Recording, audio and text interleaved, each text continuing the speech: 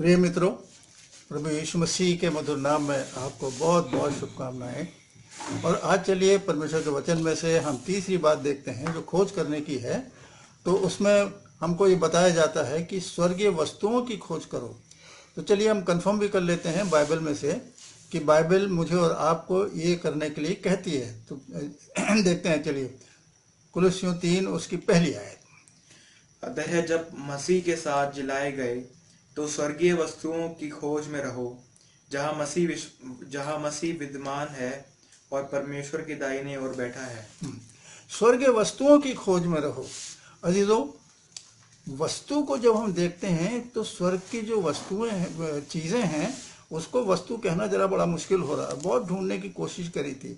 ये तो परमेश्वर का जो राज्य है ना, ये सिंबॉलिक है। ये नदी भी दी गई है, पेड़ दिए गया है, पत्ते दिए गए हैं, जीवन का जल का पानी दिया गया है। ये सारी बातें जो दी गई हैं वो हमारे समझ में आता है कि वो सिंबॉलिक हैं।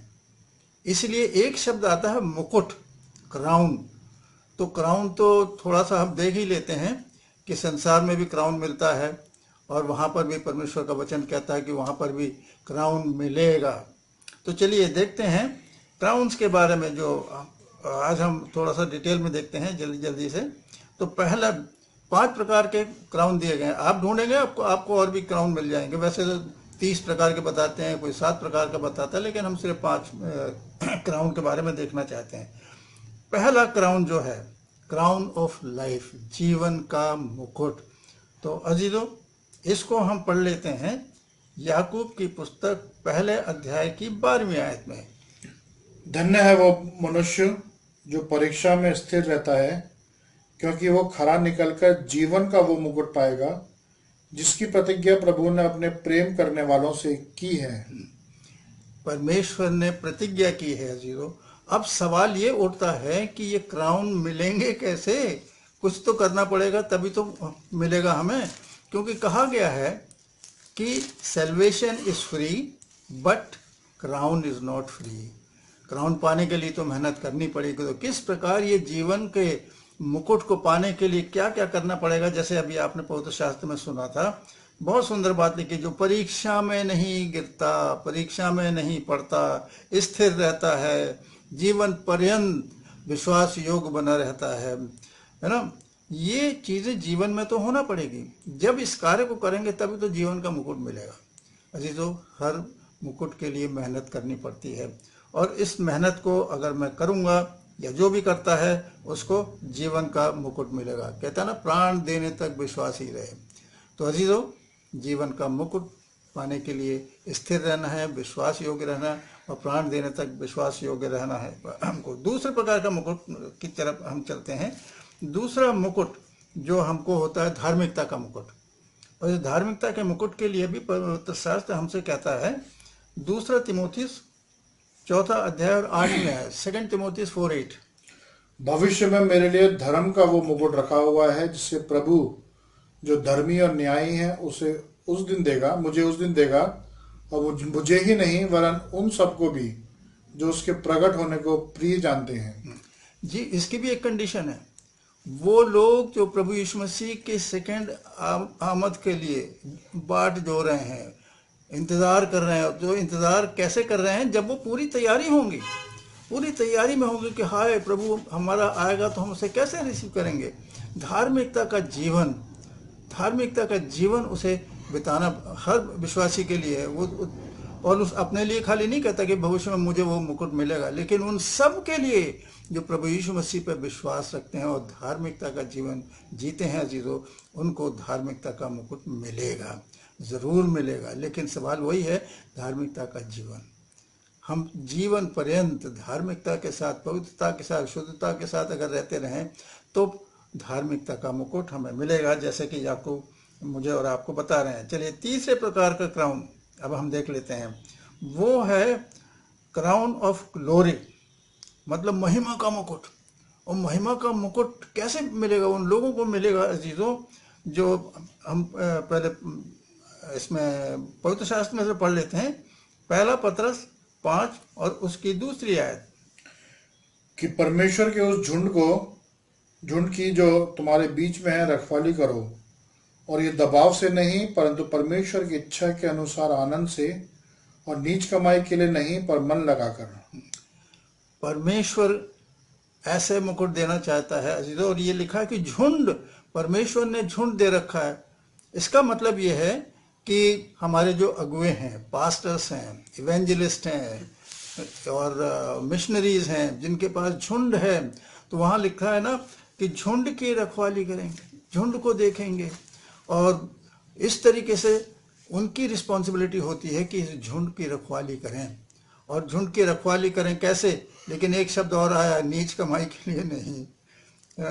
आज के युग में थोड़ा सा आप देख लीजिए, हम कहीं कमाई का सोर्स तो नहीं बना रहे, हम कहीं पैसों के पीछे तो नहीं भाग रहे हैं, लेकिन परमेश्वर का वचन कहता है कि ऐसे लोग जो मेरे लोगों को, मेरे झुंडों की रखवाली करेंगे, उनको ये मुकुट प्राप्त होगा जो कहलाता है क्राउन ऑफ ग्लोरी, महिमा का मुकुट। कितनी बड़ी बात है कि साहब, हमें इतनी इज्जत मिलेगी उन लोगों को जो परमेश्वर के कलीसिया की देखभाल करते हैं, उनको प्रचार करते हैं। तो ये है। चलिए और आगे बढ़ लेते हैं, चौथे वाले में चल लेते हैं। चौथे प्रकार का जो मुकुट है वो विनाश नहीं होता, अविनाश है, वो हमेशा रहने वाला, वो करप्टेड नहीं है, इनकरप्टेबल क्राउन कहलाता है।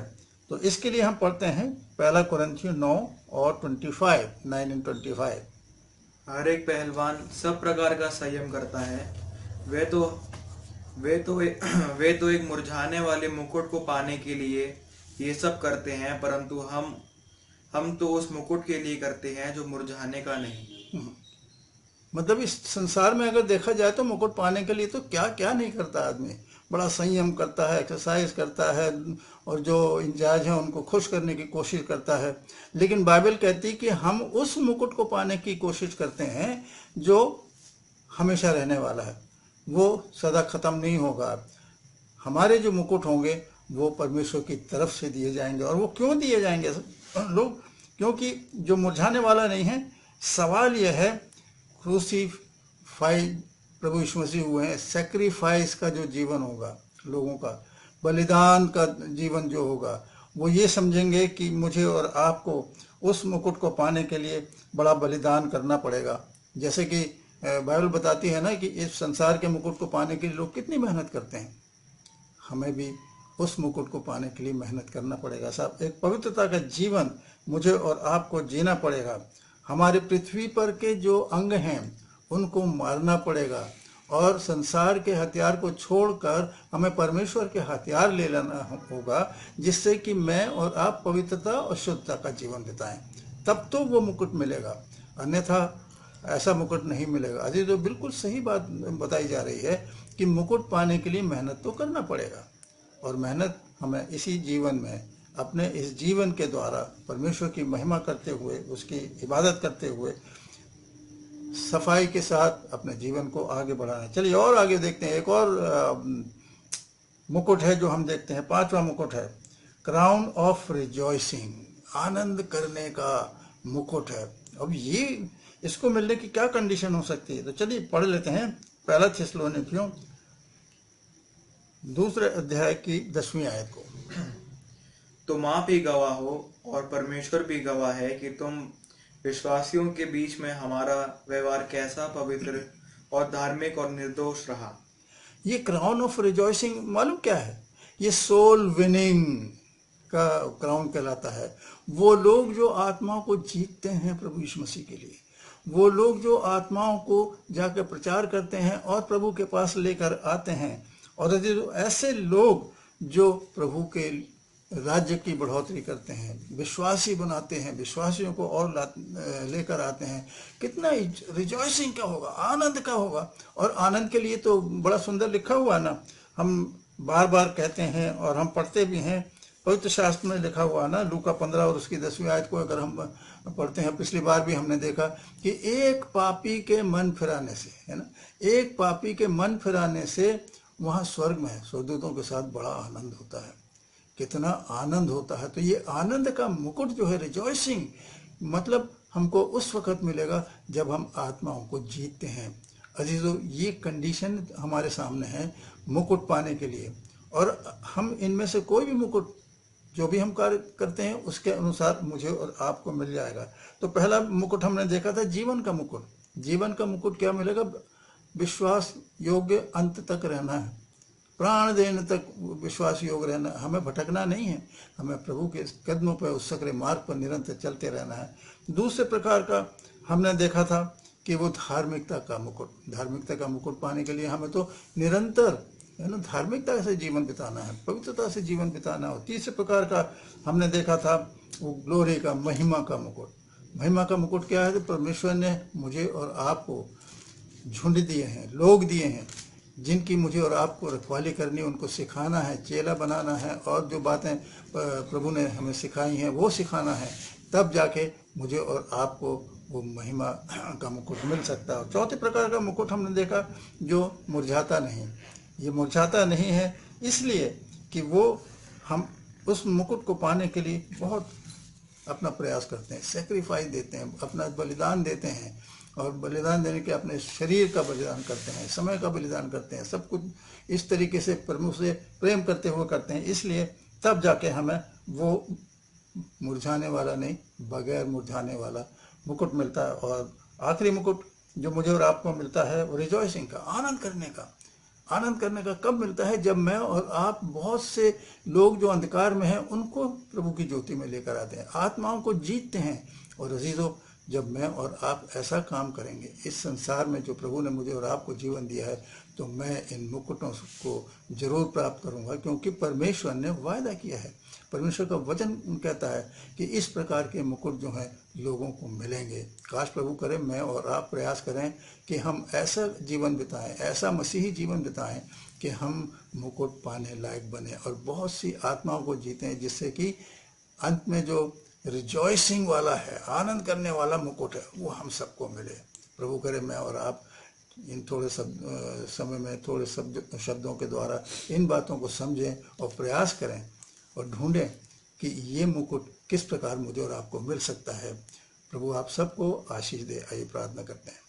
प्रभु यीशु, आपका धन्यवाद करते हैं आज के सुंदर दिन के लिए, इन मुकुटों के लिए प्रभु जी जो आपने अपने पवित्र शास्त्र के द्वारा दिखाया है। हम विनती करते हैं प्रभु जी कि ये मुकुट पाने के लिए हम प्रयास करें और अपने जीवन को आपके साथ चलाएं और आपकी इच्छा के अनुसार सारे कार्य करें, और सारे मुकुटों में से जो भी आप हमें देना चाहते दे सकते हैं। सारी बातों के लिए आपका धन्यवाद करते हुए प्रभु यीशु के पवित्र मीठे नाम से मांगते हैं, आमीन।